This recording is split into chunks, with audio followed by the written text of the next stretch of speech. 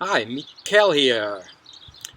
In last week's newsletter, I started the journey of intimate relationships and Christmas, and I promised to come back this week with a couple of basic hints, simple things that you can do in this time up to Christmas and also honoring your relationship at the same time. So I'm going to jump straight in. If you didn't watch last week's newsletter, I really recommend that you do that because I was kind of setting the foundation of what does this masculine, feminine really mean. And today I won't talk about that. I will just use those terms. So if you're not clear on those, or like what I mean by those, please go and watch the newsletter from last week. It was titled Intimate Relationships, Sex and Christmas. So for today, let's jump straight into first the Christmas thing. Um, for us here as a family, um, because of the kind of commercial side of Christmas, and in my opinion, the going off track with what Christmas really is about. It's really important for us every year, from the kids were really little, to tell them what we mean, like what Christmas means to us. And like for me, it is it's new beginnings. It's a time of birth. It's a time of giving and receiving.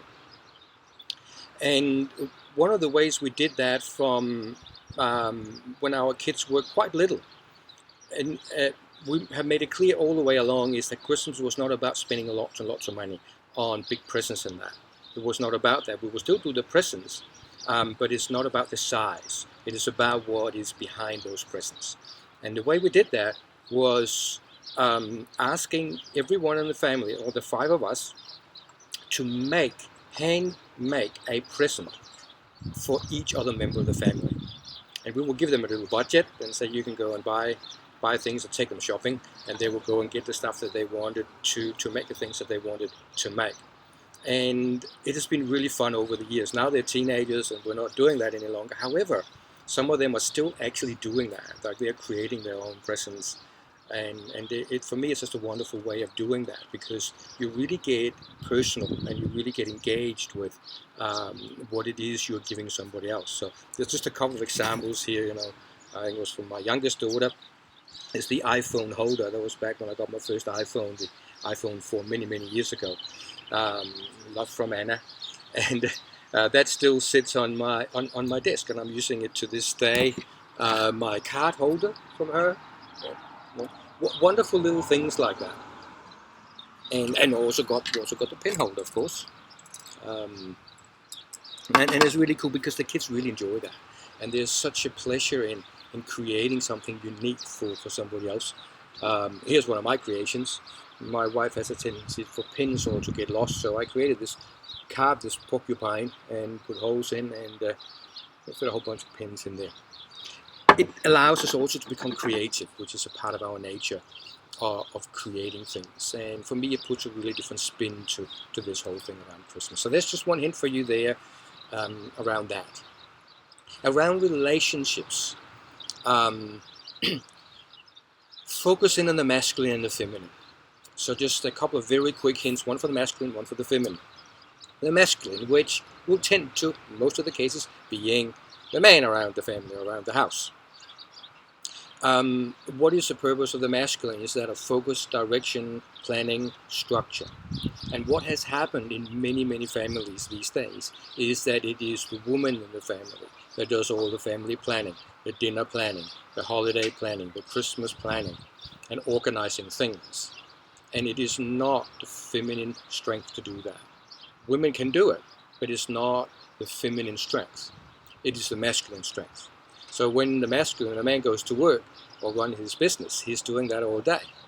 You need to keep doing that over the Christmas period. You need to take some initiative, take some charge of things, and be part of the structuring of it.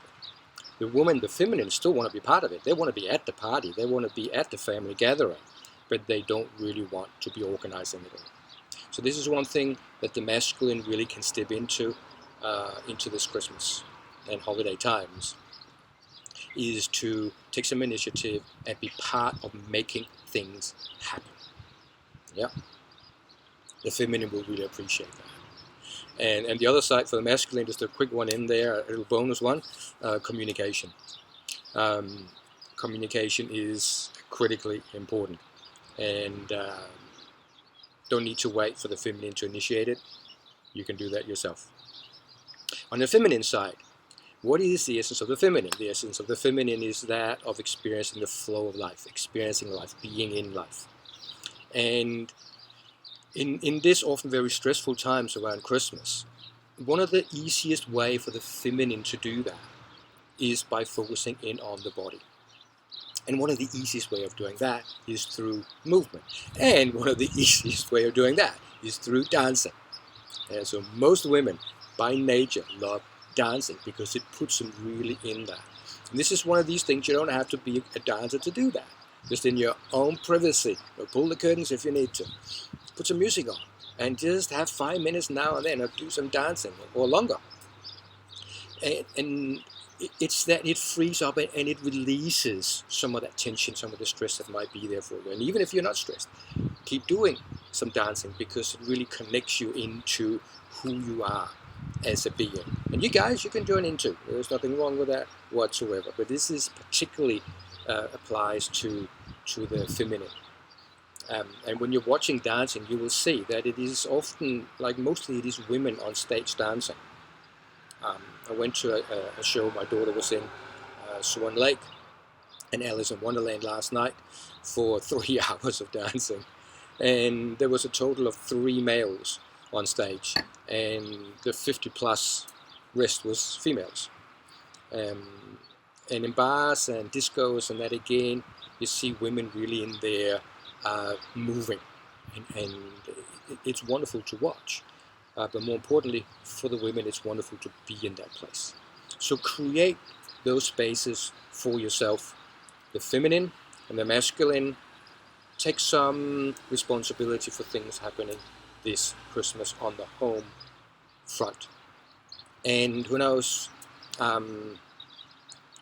if you've got a family, sit down and talk with the family about what does Christmas really mean to you, and what is it that you want it to mean, and put that meaning into it, and keep that consciousness, keep that awareness around this time, building up to Christmas, not just at Christmas, but this whole building up time, the Christmas presents time, and getting ready for that.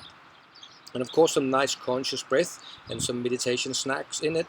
You can always go and get my audio program.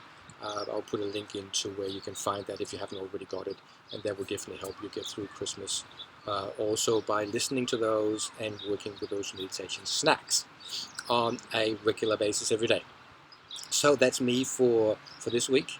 I'll be back next week and following on from this with some more ideas and more tips on this time of intimate relationships and Christmas. Till then, have a wonderful week.